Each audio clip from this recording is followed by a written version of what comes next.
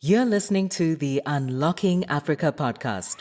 There's $9 trillion of trapped capital in land, meaning that land that doesn't have proper records and provenance where you can't buy, sell, or take collateral against it. So we started speaking to developers, explaining our vision, how we wanted to put this together. The aim that we are trying to do in the entire nascent prop tech in Africa is one of the most overlooked industries right now. There really needs to be that handshake between both the digital and the physical parts of it. People always say like, oh, people are worried about scams. They have to worry about these things. If the UK has a multi-billion-dollar prop tech market, what's all of Africa worth? Stay tuned as we bring you inspiring people who are unlocking Africa's economic potential. You're listening to the Unlocking Africa podcast with your host, Tessa Adamu. Welcome to the Unlocking Africa podcast, where we find amazing people who are doing amazing things to unlock Africa's economic potential. Today, we have a very special guest, Daniel Bloch, who is CEO of Zesso Global. Welcome to the podcast, Daniel. How are you? I'm great, Tessa. Thanks so much for having me. It's a pleasure to be speaking with you. It's a pleasure to be speaking to you too. How's the house move going? Things are going well. Been currently relocating to Durban, amazing city. Been, as mentioned, in Nigeria the past few years, but now setting up a bit of work in Durban. So, never easy on the house move, but, got a good exercise, moving boxes and such, and just about settled in. I've never been to Durban, but at least I know I've got somewhere to stay now if I ever visit. Got a 2-bed, so you're welcome. Fantastic. So I've kind of kept my intro fairly short because I was hoping you could introduce yourself and tell us a bit more about who Daniel Bloch is. My name's Daniel Bloch. I'm the CEO of Zesso Global, but a bit about my background. I'm originally from the US, from Miami, Florida. My background is really in the tech and specifically the crypto space. I went to University of Michigan, where actually I studied more in the biology side. But while I was there, this is around 2011. A few of my friends from university had just really kind of heard about Bitcoin and were getting more and more involved in this space. We'd set up an early Bitcoin exchange. I was assisting a couple of friends called Bitbox in 2011, very early in the space. And I remember, I was really, it really was driven like the first time I really saw like, entrepreneurs and people, building in the innovation space. And so,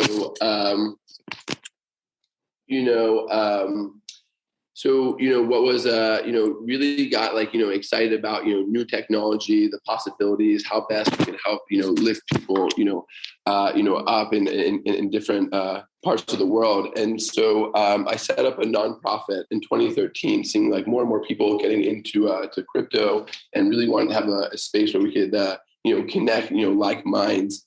And the group we set up was called the Blockchain Education Network.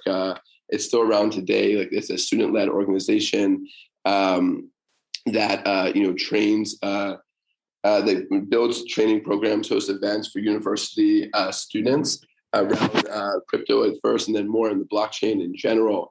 And it was through that at first I started connecting with other schools and students in America, Canada, South America, and we had schools join in Ghana and in Kenya as well.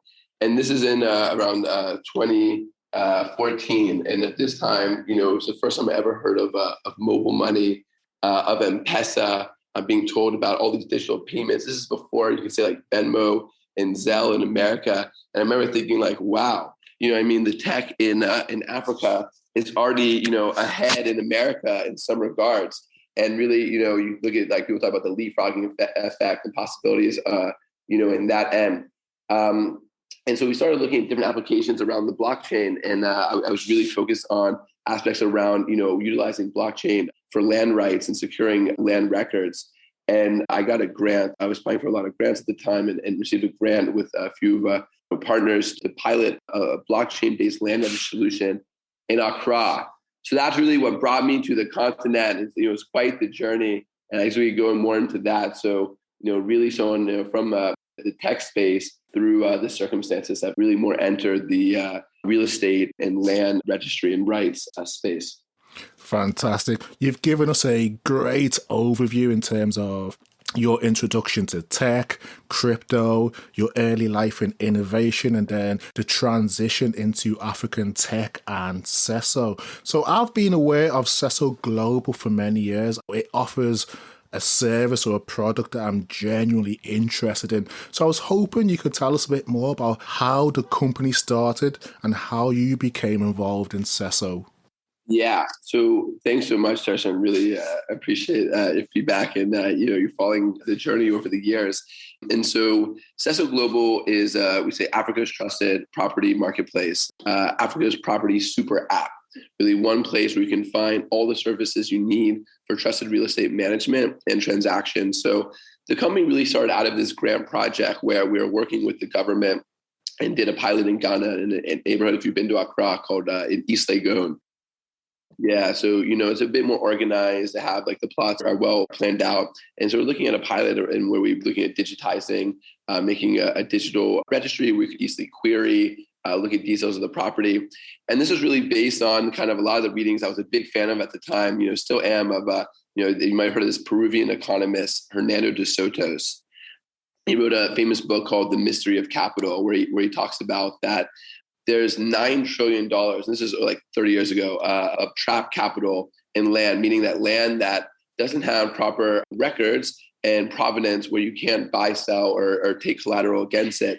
And he compares that, to the amount of money countries receive in aid money. And he did his research in Egypt, Haiti, so looking at the Caribbean, Southeast Asia as well, and Africa, and talked about that if we can just unlock this capital of land, this will equal, hundreds of times more than even the remittances, the aid money, coming in. And that, you look at countries like America, UK, who have really in China, build up their economy on the back of, real estate, leveraging real estate assets in that end. So we did this pilot with the government and, really, thinking about how we could use that registry to support sales and mortgages, really unlock that trapped capital. But, what you find, I think like everything is like, man, it's like, I think in the startup world, it's like, once you try one thing, then you realize, wow, maybe this is not the real problem. We should look at this. We need to look at Very true. Yeah. And so we quickly realized that, the solution we kind of were building was potentially a bit oversimplified because, even when you did the check on the title and saw that you're building a registry on trusted titles and verifications, you still have issues such as, is the property built well? Is it, are we sure it's not going to collapse? Was the piping, the sewage, the electricity done well? Is there going to, any chance of an electrical fire? If I'm buying off plan, right? Because most developments, when you're buying in emerging markets, you're buying them off plan, which means, you're buying them before they're being built. And since there's no construction finance, the developer uses that money to then build your unit for you. And so there's a lot of still questions. We say a gap between the title and actually unlocking that trapped capital. So we looked at that we needed a much more comprehensive solution. And at that point, I connected with my co-founder, Philip, who was based in the UK, working on the Africa desk at UBS. A lot of experience, with working with high net worth Nigerians, banks in Nigeria, and really, has some insight of, what was preventing the banks from lending. And we had some strategic partners that came in as investors and, founding members, including Kweku Essien from Ghana, whose family has been very active in banking in Ghana and the Pan-African space. And so we looked at really how best can we, build a solution based on what we found from the grant pilot that can actually really unlock, the real estate potential, and who really in the space has the most reason and motivation to bring their properties onto a trusted registry. And so we looked at large property developers, that are building out, estates, looking at affordable housing. We've units that start as little as $20,000, land starting at, $3,000, but developers and landholders that have verified and secured all of their land, that have a high reputation in developments. And they have a motivation that if they're building 100 houses, 500 houses, it doesn't make sense for me to sell you, my fifth house, sell you, Tercer, a house with issues, because how am I going to sell the other 495? And so we started speaking to developers, explaining our vision, how we wanted to put this together. And of course, I think, it took time to, slowly bring people on board. But now we have around 100 property developers on the platform between Ghana and Nigeria. And now that we built this database of trusted developers, other service providers wanted to come onto the platform to offer their services in the post-transaction side. So we have multiple law firms that can offer services, including independent DD and title registration. We have several mortgage bank partners, and we can talk more about a very exciting mortgage product we're just now launching. That they feel comfortable now offering their services based on the DD of the properties that have been done. Really we're trying to build is that trusted property ecosystem. And, we're glad to say, sales have really been picking up. We're seeing a huge boom right now in Ghana real estate, which is so exciting to see, and I think in certain parts of Nigeria as well. I only think, the things are only looking, up, I think, for the industry as a whole. And I think the aim that we are trying to do, and I think the entire nascent prop tech industry, which I would say prop tech in Africa is one of the most overlooked industries right now, is really bringing a data layer, a trusted data layer to different parts of the real estate market, and, which is really going to see investment boom. Fantastic. So you've detailed the early life of Sesso, early projects, partners, and where their concept came from. Surely for this to happen requires some smart technology. So I believe, what you do within Sesso relies heavily on blockchain technology. Yeah, so we have a blockchain data set at the back end that can help build it. And really what helps us with our vision for the future of Sesso to see where we're going from now into the future. And so I would say personally, we have an amazing, software development team led by our head of engineering, Eugene Bazangoli, who've been working with for many years, experienced tech developer, say Ghana, Nigeria, I'm sure as you know, has unbelievable tech talent. Yes. And not just people who can write code, but innovators who can really build new solutions, have great concepts, apply their unique experiences from in Ghana, Nigeria into the tech world. Another aspect I'd say that makes me very bullish, on Africa is all this strong talent coming out of it, and so we kicked off, the platform really, to build out this trusted database. So on the back end, we have a strong front end, a mobile app, a front end site that if you go to sesso.global, you can see the marketplace. But what's really, special about Sesso is really what happens on the back end, where we have our proprietary custom built CRM solution we call the Prop OS, that allows you to manage all of your properties, the documentation, the transactions, the payments, all of your team members, leads. And we keep that documentation and the transaction history and smart contracts on the blockchain and for certain iterations, especially some work we're now starting to implement with several governments. And so why we see the blockchain is so important is that, right now, the blockchain is just tech. If we're selling a property to, say a Nigerian in London who's looking to buy, in Lagos, you could say, hey, look, the documents are all on the blockchain. And he'd be like, what does that mean? I want to know, what's the quality of the build, what materials they use, the floor plan, what properties they built before. Right now, that's not going to move the needle. And I actually think potentially, we try to now keep it more and more in the back end, not to confuse buyers, because, we want the buyer to see as a seamless experience.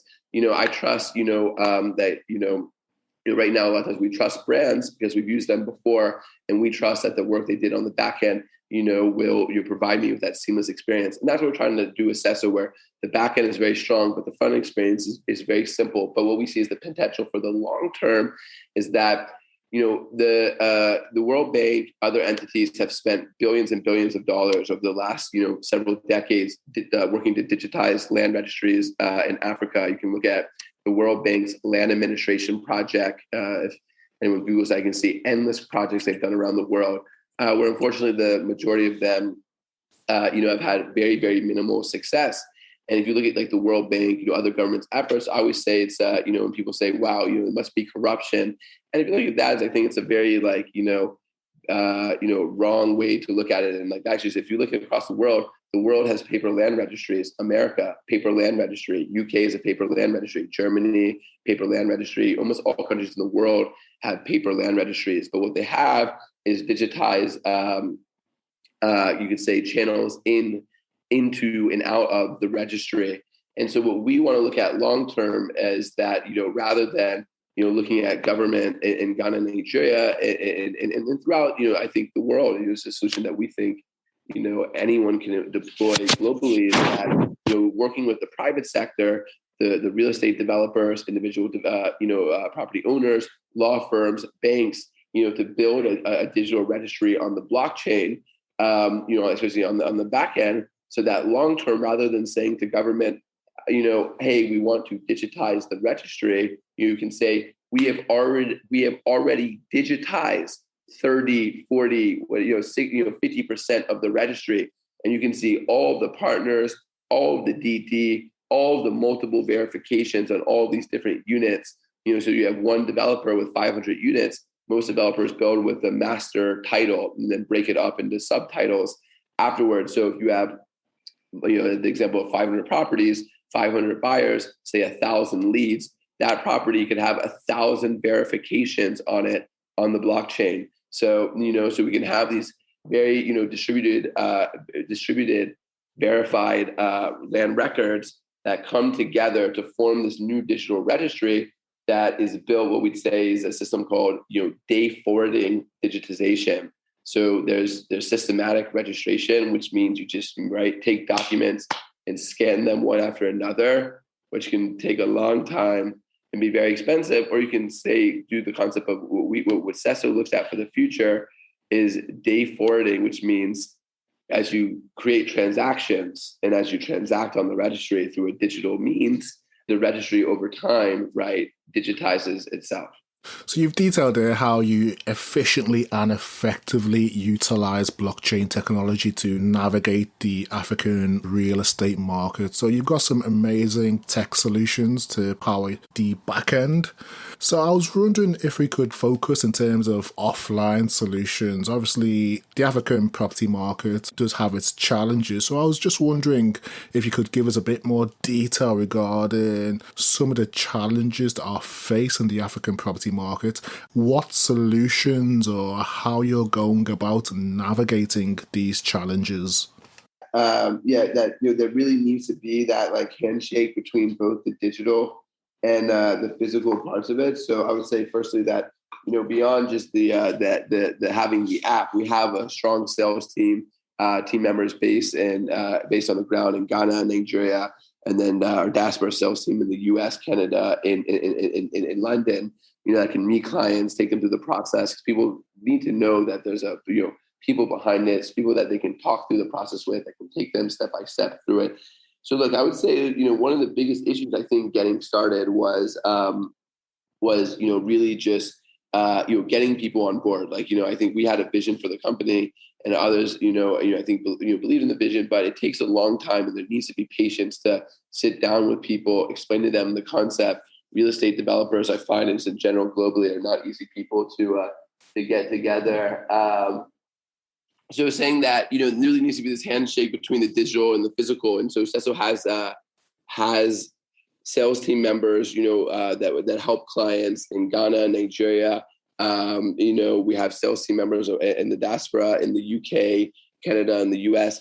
And so we'd say that, of course, there's the issue that people see, of that people always say people are worried about scams, they have to worry about these things. But even beyond the trust factor, we also find that there's also a knowledge gap, of course. And I'm sure, as that there's not a lot of data on many, ecosystems, in many industries in Africa and in most emerging markets. And so, most people's questions is, of course, can I trust a property? Does it have good title? But there's questions such as, what's the neighborhood like? Where do I go to the grocery store? What's the healthcare system like? We see now exactly a lot of Americans moving to Ghana, and people need to have that, you can find a nice property, watch a great video on the app, but they need, to be able to speak, to actually, speak to people and really understand that. So, we really found that, that was kind of an aspect we need to overcome, but not just, be able to verify the properties, but also, being able to provide that data list. So I'd say even, one of our partners that we work with, great concept, Estate Intel, is another prop tech company in Nigeria who does analytics on the different neighborhoods, the average price of rent, the average price of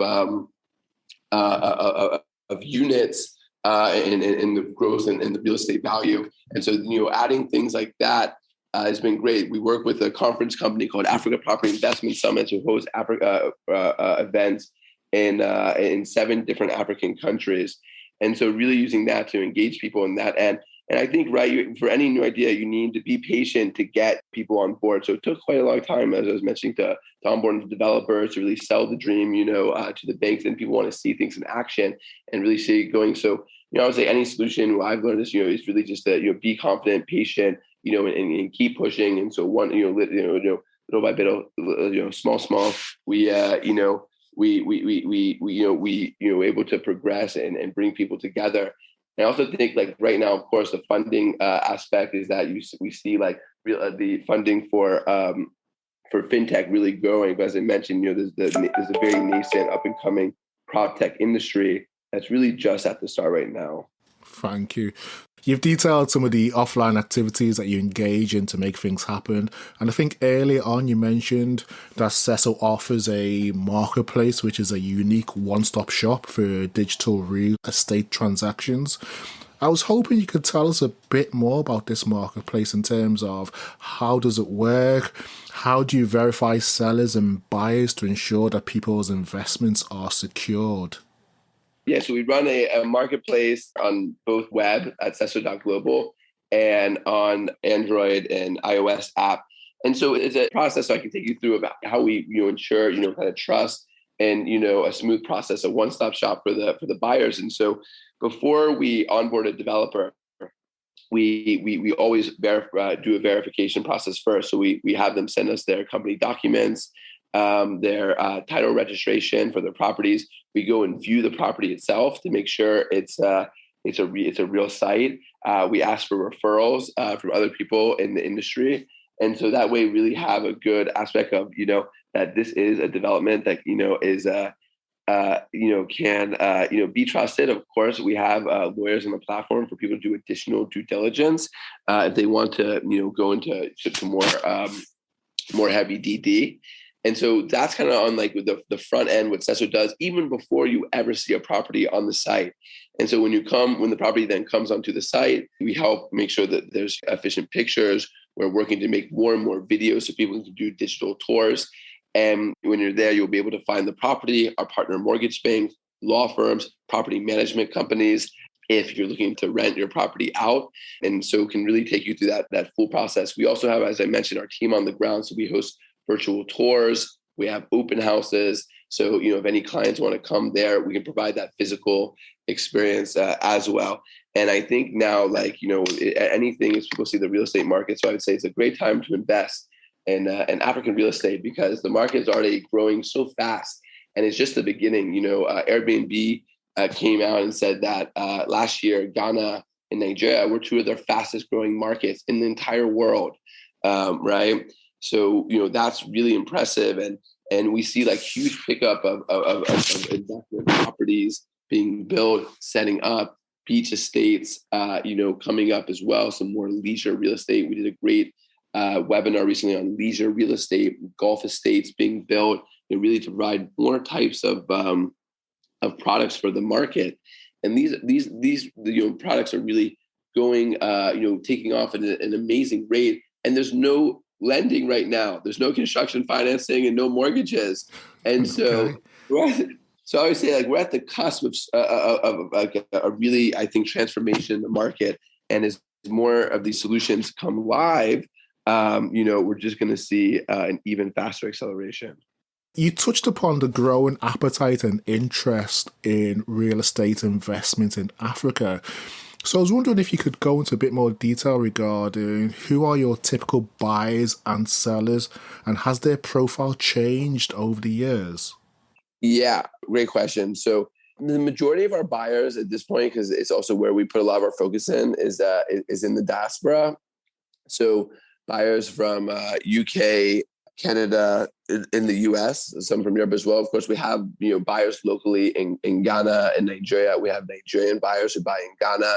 We sell properties to Cameroonians. We see that's a growing market, Cameroonians investing in Ghana. So inter-Africa investment as well, which is quite interesting. And so we see the trends is that around 70% of our buyers are buying for investment, which is quite interesting, whether it's either land to hold or apartments to rent out. So you definitely see like a very, big investment market and a big potential there. I would say the second largest group as well is people who are moving for retirement. So either they're moving home for retirement, or they're not from Ghana or Nigeria, but they've been there and they like the climate and that end, and are looking to have their retirement home there. So that's kind of we see, and that's why I think it's a strong sign of the market that so many people want to buy investment units, and really a lot of that's driven by like the growth in tourism, especially in Ghana with the year of return. And so I think one of the biggest aspects of I think changing in the market is more and more, say, Americans are looking to buy in Ghana. I think part of that was what the government did with the year of return, and so people are seeing the opportunity to live in Ghana, to work from abroad in Ghana, to maybe, set up business there as well. So I think that's driving a lot of people. We're seeing a big pickup in that end. I think, we discussed in our last call that Sesso is actually kicking up a very interesting product with a partner in Ghana called Land Tours. It's a very established West African tourism company. They operate, I think, in 7 countries, been around for several decades. And so we're partnering with them to offer a real estate investment tour. It's a 8-day, 7-night tour where you come to Ghana. You see, of course, the tourism sites, but then you go look at different property investment opportunities. So we partner with several groups in America, including a group called Black Women Invest, a established Facebook group that is offering kind of this opportunity to their members. And so we're seeing, a huge pickup, because going back to the, for instance, saying with the problems people face is not only is there the trust factor, but again, even when you get over the trust factor, right, there's the questions of, where do I buy? What are the nice areas? Yes. How, like in that end. And so we found that the tour really one thing can help bridge that gap. So we have a lot more of those type of, I think, initiatives happening now, I would say, than before. This kind of mixture of like tourism, experiential and real estate. And even the tour was brought to us by one of our buyers, a woman named Lakeisha Martin, who purchased a property from us, American woman from Connecticut. She really had this mindset to said like, she bought a property in Ghana without ever viewing it. Because of COVID, she couldn't make it, but she was just so enamored with like the YouTubers, people like Wode Maya, Tayo Aina, like what they were doing, what they were showing. And so she bought a unit with sight unseen from America just after several virtual tours. Oh, wow. Yeah. And I remember during the pandemic, I was reading an article that was saying like, could you believe it? People are buying property in London without ever seeing it. I was like, man, I can believe it. People are buying properties in Ghana and Nigeria without ever seeing them. And so it was, she kind of, so Lakeisha partnered with Sesso to bring this like tour to life. And so we're seeing now like, these type of aspects is one thing that's really growing. And also in like the demand for real estate, people, before, of course, right. And they want to live in like the most expensive real estate and most kind of sought after builds. We're like in the inner city. So we're like in the CBD, the central business districts, of Accra, say like cantonments, airport, and then, in Lagos, VI, right? Ikoyi, Lekki. And so you see like, things really, most of the focus on real estate has been in these corridors, but we're also seeing is a lot of people who are especially moving to Ghana to retire or for, investment, for holiday homes, are now looking at places that really were overlooked. So looking at areas, outside of the capitals that people want to build holiday resorts. They want to have houses there. They want to be more closer to nature. So, which I think is a great thing, I think for everyone. And I totally see, I'm already seeing people having these conversations of, why can't we go on the safari drive, in outside of Accra, in Ghana, like in Nigeria, like you can in South Africa, say, or Botswana. And so I think you'll start seeing in the near future, people starting to set up like game resorts where you can, they can bring in animals, have like a big reserve. And so you can get starting to see, aspects mixed in with conservation, real estate, leisure, lifestyle. So, it's very exciting. So I think that's one aspect, definitely see changing, since we started. Okay, that's a very interesting progression. Something I'd like to touch upon is you mentioned that a lot of your buyers are from the African diaspora. Buyers from the diaspora are probably accustomed to buying property using a range of mortgage facilities that are available, say, in the UK or US. But we know the mortgage system in Nigeria isn't very attractive due to its high interest rates. So I was wondering if you could give us a bit more detail regarding what financing mechanisms or mortgage facilities do your buyers use when trying to purchase real estate in Africa or Nigeria, Ghana specifically? Yeah, so great question. I think that's, again, goes into, it's a huge problem, but then again, a huge opportunity as mortgages get launched. And again, into the market as a whole, we say the market is growing so fast without financing. So what's going to happen, right, when mortgages really kick off? And of course, I think that's an issue for a lot of people that locks them out of the market. And what I would say there is that right now, most developers, offer payment plans, right? So what they do is that they, as they themselves, right, don't have construction finance, they build their properties over several years, and so they'll generally offer people they can pay in installments as the property is being built, say over 1 to 3 years. And so that's one aspect that people have that they're able to use. And these are pretty much, you could say, zero interest loans from the developer that allow you to buy at that rate. So most people will take that option, but because it's that's a very short time frame, a lot of people are locked out of the market. So we're seeing a lot develop in the mortgage space. So there's a lot, of course, happening in the micro lending space in Ghana and Nigeria, but several mortgage banks are coming up with solutions of how to kick things off. In Ghana, you can get a mortgage as a Ghanaian, but we're partnering with 2 banks in Ghana, and in the next several months, we'll be launching the first mortgage product for non-Ghanaians. And we have a very interesting collaboration with one of the oldest insurance companies in Nigeria, and they were the first African insurance company registered in the UK in the late 60s.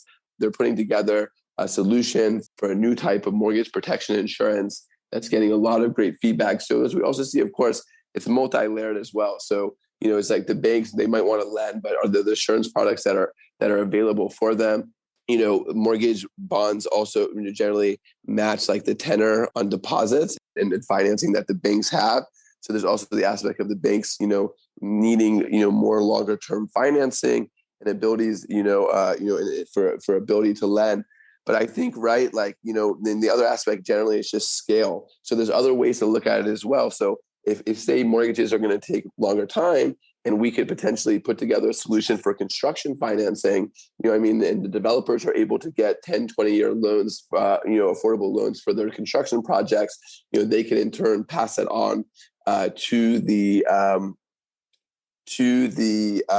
buyer, right, with longer term payment plans. So I think there's several ways to go about it. And if we look at the UK context, right, so like CDC for the UK government's fund has a fund for real estate in Africa, but in West Africa, and they to date they've done almost I think zero or very few direct deals, right? Yes. And it's really because they can't find the scale that they're looking for and for their ticket sizes. And few solutions now, like the payment plans.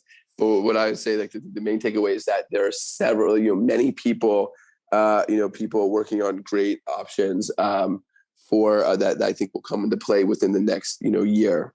That's great to hear. So, thank you for detailing some of the developments and innovations that are taking place in Africa's mortgage and financing arena.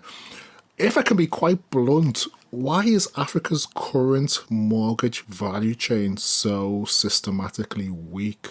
Yeah, I think it's like a few issues. I think part of it, of course, comes to the credit scoring and risk for the banks. And so like if they're looking between a government mortgage and a and a treasury bill, it's hard to justify, mortgage has all this risk, and you're looking at, plus 10%, returns on treasury bonds, and other more secure products. So, of course, there's a limit to treasury bonds and other investments, but what you find, right, is that the risk appetite is very low. I think, additionally, it's also the tenor of financing that the banks themselves have. So they have, short-term deposits. So, it's not always conducive with that their financing doesn't align with the type of long-term tenors needed, for lending. And then, of course, is the verification of the properties. It takes them a long time to do all of these the processes and that end. So, but I'll say all in all, that's why I'm so confident, for the future of mortgages and mortgage financing in Africa, is that one, you have, it's not an aspect that we look at, but there's a lot of fintechs companies out there creating new types of credit scoring. They're creating, these type of digital profiles for individuals. There's, us and other prop techs that are working on bringing developers into life, further DD, further research and data on the developers that can make the decision easier. And and I think there's a growing appetite, right, for, if we look at who's putting money, pension funds, large scale organizations, to bring capital into banks for lending. So I think it's definitely like it's we need a strong structure to build it up. But I see it's like there's so many people working on different parts of the infrastructure, right? And we need kind of just to get over there. And I also think that one of those aspects of when it works, it works. I think a part of the issue now is that people don't see it working. And I think banking in general globally is very much like follow the leader, And so once one bank starts like giving mortgages and really like picking things up, man, it's, it'll be a cascade. Thank you for detailing some of the challenges of Africa's mortgage value chain, and you've touched upon some of the innovations taking place from people such as yourselves within the private sector, tech innovators. From a different perspective, are there any changes that have taken place from like a government or policy perspective which have been positive in terms of enabling you to carry out some of the great work that you're doing? Definitely. So, I do think the government is, because they see the value, land, right, is the greatest asset that a government has. And so I think they're doing more and more to push things forward. And I think for anyone, I would say that for anyone looking to purchase on the continent is that, not only I think is the market, it's been improving, but there's also signs that things will improve even further in the future. So Ghana passed a new Land Act, the Ghana Land Act of 2020, that has several strong benefits. It gives more rights for land management and title allocation to, say, like the traditional rulers who own a lot of the land. So it's going to make things a bit smoother for land transactions in general. The CBN, or Bank of Ghana, has come out and said that there's no issues giving mortgages to foreigners. It's just really a bank requirement right now that many of the banks are now starting to change. Ghana has launched a financial sandbox with the Ministry of Finance to pilot out new solutions. Nigeria also has a similar sandbox to get more solutions like, initial regulatory approval to pilot and test out. There's also a growing push led by the Nigerian Mortgage Refinance Company for states to enact mortgage foreclosure laws, because, of course, as in the issues of mortgages, one issue, of course, for banks is being able to actually foreclose on the property. And so Ogun State, Kaduna State, and I think a few others have now passed, stronger mortgage foreclosure laws. So I think, of course, government globally moves slow, but I think the signs are there that, some of these, that it's moving in the right direction. Fantastic. Thank you for that. So you've given a great overview of some of the positive policy changes by government, which effectively will influence the future of Africa's property or real estate market. Carrying on with that theme, what trends are you excited about when it comes to the real estate market in Africa? So the trend, so I'd say firstly, like the huge growth of prop tech companies is estimated there's over 400 prop tech startups right now in Africa. Oh, wow. Africa received around $3 million in prop tech investment last year. The UK received 1.6 billion, 1.6 billion to 3 of a whole continent. So I think that we're seeing signs of like Metaprop, America's biggest prop tech VC, just made their first several investments into Nigerian prop tech startups. Other investors are coming into the space as well. So it's an industry that's ready to really take off, and in so many sectors, on the construction side, the buy side, the rental side, the lending side, the home product side. So I think that aspect is very, very exciting. That's a trend that we're looking at. I think the other trend we're very excited about is, I think I mentioned before, is the huge growth in tourism, and so many people coming for tourism, to see the countries, Ghana, Nigeria, many countries are seeing a real tourism boom, and many countries had plans in 2020 to follow up like what Ghana did in the year of return for their own years of return. So a lot of countries, especially in West Africa, have like plans that have been shelved for several years now that they're ready to now bring online to bring more tourists back. And I think what's exciting about tourism is that it's going to diversify real estate, because we're talking about not just building units in the middle of Accra or Lagos, but starting to look at other places. Maybe people want to live by the Volta Lake. They want to live, in the north. They want to live in Calabar. And so I think that's another trend that we're very, very excited about. You know what? You've actually got me excited. 100%. Yeah. We all need to get a couple units, and yes, definitely. I'll be giving you a call for some advice. Absolutely. So you shared some exciting trends that we should be aware of and also quite excited about. So, with Africa's rapid urbanization and tourism, obviously this is a great way of stimulating Africa's property market. So how big is the potential in Africa's prop tech and the general African property market at the moment? Yeah, so I think, it's growing at a huge pace. If you look at, I don't want to misquote any stats, but if you look at like the GDP contributors for most African countries, real estate is a huge in construction, a big part of it. And so if we look at, people also talk about the housing deficit as well. People talk about, it's a number that I guess that's thrown around. And so it depends how you look at it. But there's, people say 20 million housing deficiency in Nigeria and 2 million in Ghana. And this is like, they say, hundreds of millions, throughout the continent. And so, there's a huge need for building affordable housing, for building housing that's, sustainable, that meets the changing demands with, the climate and, the areas that they're in. And so, there's a huge need for housing. There's a huge need in many sectors, affordable housing, leisure, tourism, traveling, real estate. There's a need even for more office spaces. More and more international companies are coming to set up in Africa. So I think we're looking at a multi-billion-dollar opportunity for anyone that's coming into the market. And I would say I've spoken to real estate developers, Americans that are now moving to Ghana to build. Nigerian developers now coming to Ghana. I even spoke to a Scandinavian Finnish developer that wants to start building condos in Lekki and Lagos. And so there's, people globally are seeing that this is where the action is and where people need to be.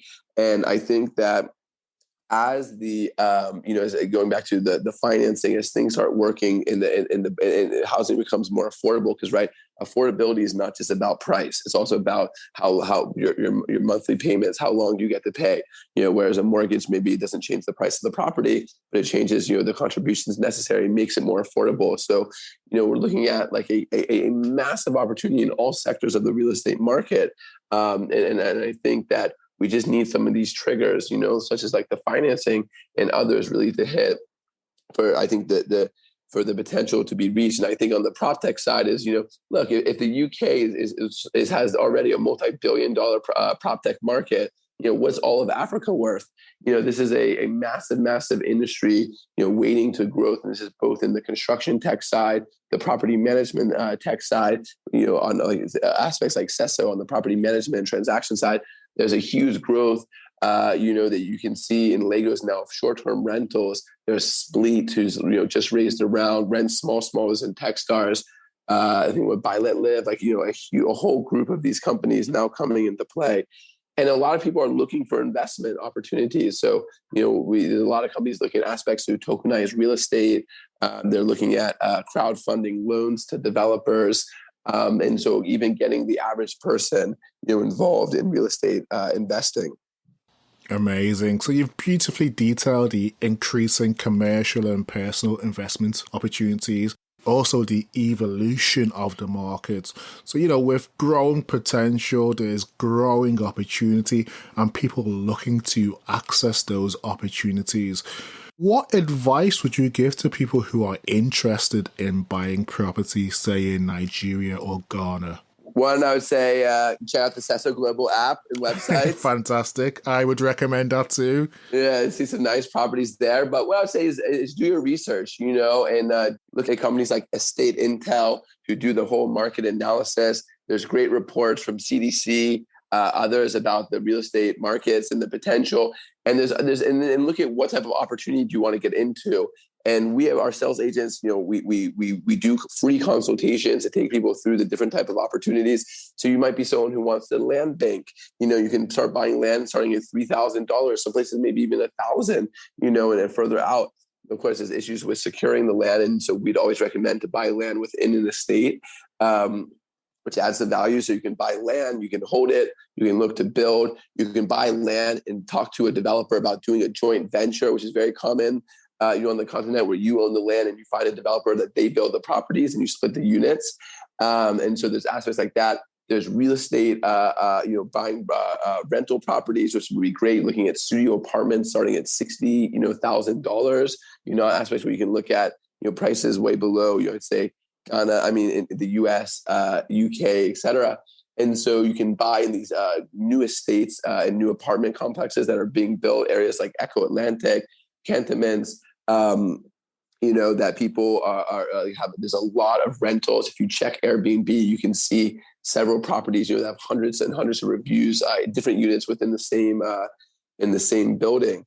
And then if you're a developer, there's also a great opportunity if you're a developer in your home country to partner with someone with land or look to buy land and do your own development, because there's a huge market, I imagine, all over the world for real estate in Africa right now.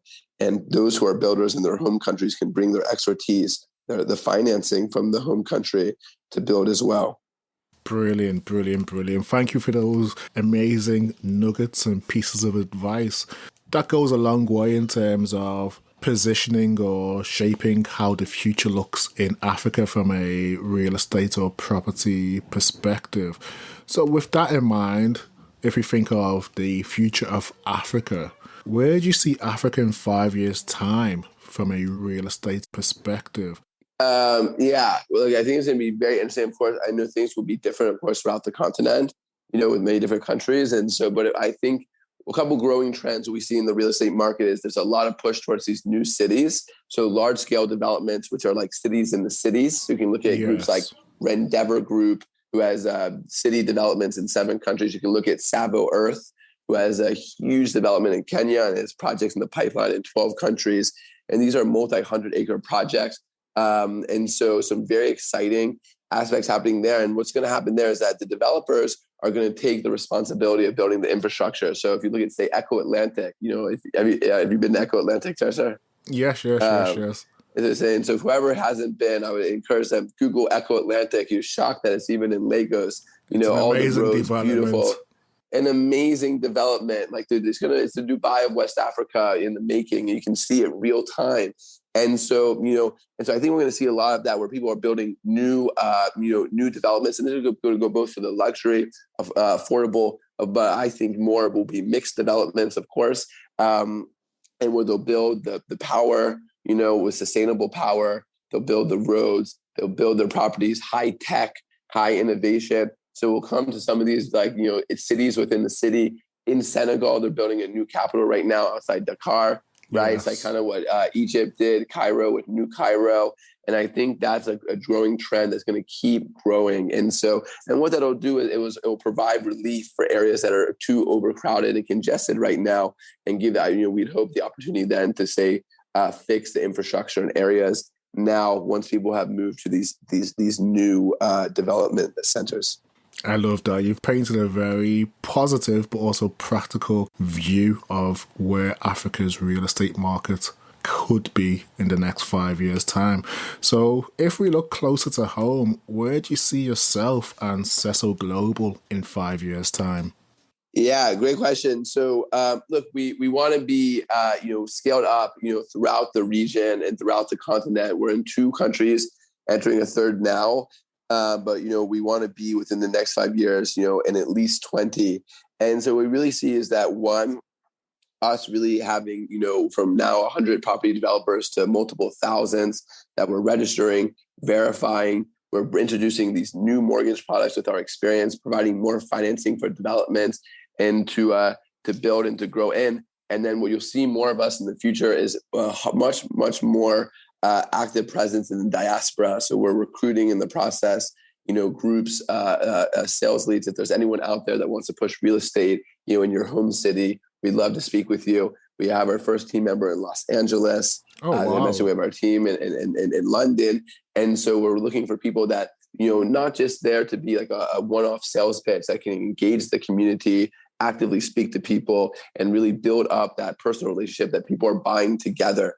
And so we're very, excited about the future. I think as well, Cesso wants to get more active in real estate projects from the ground up.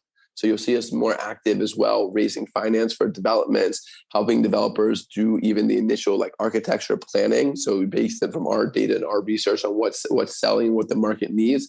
We're talking with several developers.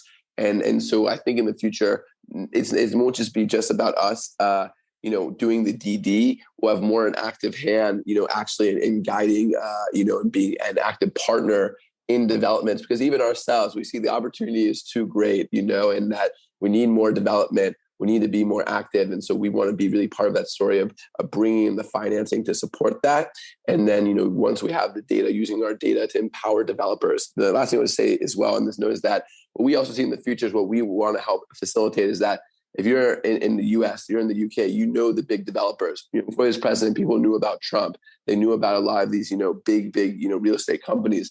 If you ask most people, name a real estate company in Ghana and Nigeria, they don't know any, True. And so, and because most of these are smaller developers that do one-off projects or just a few at a time. And so, I think, what I would love to see in the future is and I think what we're going to see is developers becoming, huge brand names, multi-billion-dollar Pan-African real estate companies who are able to get, large checks from international pension funds, local pension funds, financing that they need to go out and build, multiple, hundreds of thousands of units, over several years. So not only I see that's where we're going, and then we want to be a part of that story with these developers to get them, to that point as well. And I believe you will achieve that and more because, Cesso has managed to pioneer a niche in a market that is growing and will continue to grow for decades to come. So yes, I can definitely see you achieving that and much more. Excellent. Appreciate that. Yeah, we keep pushing. And I would say for anyone, I think is, doing business in Africa and emerging economies generally, and I think everywhere, is that you also need to be patient, you need to be patient. You need to, be, stick to your word, honest, and have, repetition. And then, things will build up over time. And so that's why I think, I truly believe in 5 years as well, 10 years, what's happening with now people moving back from the US to Ghana to Nigeria, that we're going to be talking about that this is the largest non-forced migration of our generation of the last 100 years. And, it's just at the infancy now, but you can already see, how fast, the tide is turning. I agree 100%. That is something that we will be talking about for decades to come. Absolutely. It's gonna be in the history books. Kids will be reading it. Yes, we laugh about it now, but I'm sure it will be. Quote of the week. As we're coming to the end of our conversation, I kind of kept within the podcast, as people, we often have quotes, mantras, proverbs, or affirmations that keep us going when times are good or times are hard. Do you have one that you can share with us today? I'm a very optimistic person, and I think for me, 2 things I always say is, one, you have to take things lighthearted, can't take everything, too serious. There will always be frustrations. in that end, but that's, part of the journey. And, I also like to think is that, you can't build something, great. You can't get to, the finish line if you don't enjoy the journey. And so I think like building a startup, building a company, I think is really about, also, appreciating the process, the journey, the people you meet during the aspects as well. So even, I'm of course very vested in the growth of Sesso, but, over this time, I feel so vested in the people we work with, in their businesses, and them growing. And so we've got to focus on the journey and enjoy that as well. There's an Ewe saying we say at the Sesso team, is that, and the team uses as we get going, if you focus on your focus, you will be the focus. Oh, I like that. I like that one. I think that's definitely the quote. If you focus on your focus, you will be the focus. Thank you for sharing that, Daniel. Of course. That's a great way to close our conversation today. Before we finish, do you have any closing remarks, any final calls to action? Yeah, I would just say, firstly, such a fan of what you're doing. Keep it up. I think it's so important to be telling these stories. A lot of what we see on the news, right, is really just all negativity. If you look at Nigeria, you would like the news that comes out on, say, the general publications, very negative, very pessimistic. And I think it's so great, highlighting these stories and these opportunities. And then lastly, I'll just say is that, I'm so glad, to be on the show and talk about my journey as well. But I just would like to then say is that, Sesso really would be nowhere without like our team that's behind us. So we have an amazing, group of software developers, sales leads led by our head of sales, Dansua Seau Misa, very experienced woman in real estate in Ghana.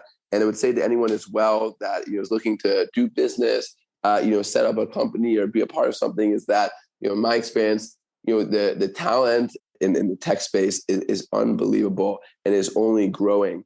And so it's a great time to be a tiny, minuscule part of this rise in the industry.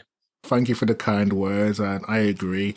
Africa is going through a phenomenal development and evolution, and I think in 10, 20 years' time, it will be in a position that will be extremely positive and we probably recognize, but it's important and it's great to be able to play a small part in that progress and development. Fantastic closing remarks. As we are coming to the end of the conversation, I'd just like to say there has been an extremely innovative and insightful conversation.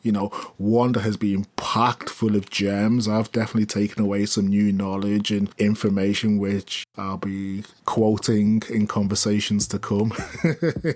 Excellent. You've definitely given me some food for thought. So, Daniel, thank you for giving us your time and sharing some very valuable pieces of information and insight. It's been a pleasure to have you on the podcast. Such a pleasure. Thanks so much for having me. Great chatting, and look forward to speaking further. All right, thanks, Tercer. We will speak soon. So enjoy the rest of your day. Enjoy your time in Lagos. All right, chat soon. Have a good one.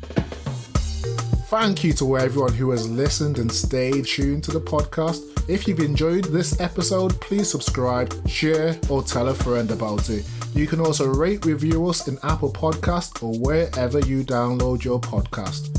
Thank you and see you next week for the Unlocking Africa podcast.